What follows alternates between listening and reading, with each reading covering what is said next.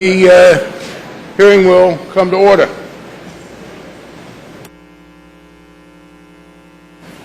To begin, the representative of the minority, one of the members of the minority, is on the way up, but as he gets here, I am going to ask unanimous consent that our colleague from the Foreign Affairs Committee, a major author of the bill, the gentleman from Florida, Ms. Ross-Leighton, be given by unanimous consent the right to participate as a member of the hearing. Is there any objection?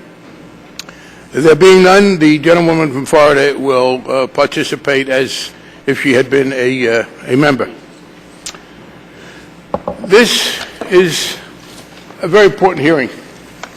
It's particularly relevant for us to be doing this because I think it's fair to say that this whole effort has been a result of congressional involvement.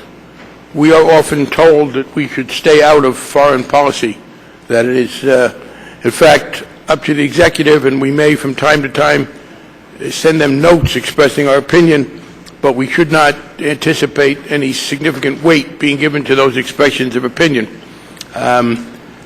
This is an example of why it is a mistake to pay attention to that argument.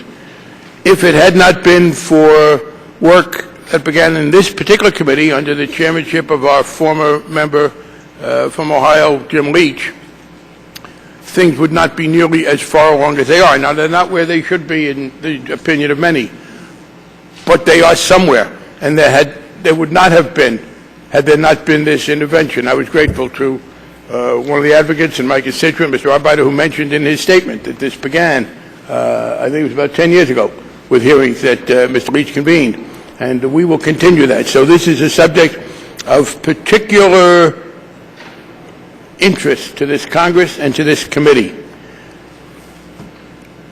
I cannot think of an issue, to touch briefly on the substance, that is more important than doing justice to the victims of the greatest crime in recent times, perhaps in all of history. And people should not be surprised when that insistence that justice be done as fully as possible motivates members of this body to the extent that it does and that it will. And there are obviously other considerations that come into play, but even considerations that have some impact in the normal course of events, in my judgment, shrink in their importance when measured against the need to provide justice to victims of the Holocaust. Obviously, the great majority of victims are beyond any recompense. They're beyond anything we can do. And that is a terrible and tragic fact. But it makes us all the more eager to make sure that those who are still here, those who did survive, that we do everything possible to them, that we not compound in even the most minor of ways the past tragedy by letting remain undone that which should be done.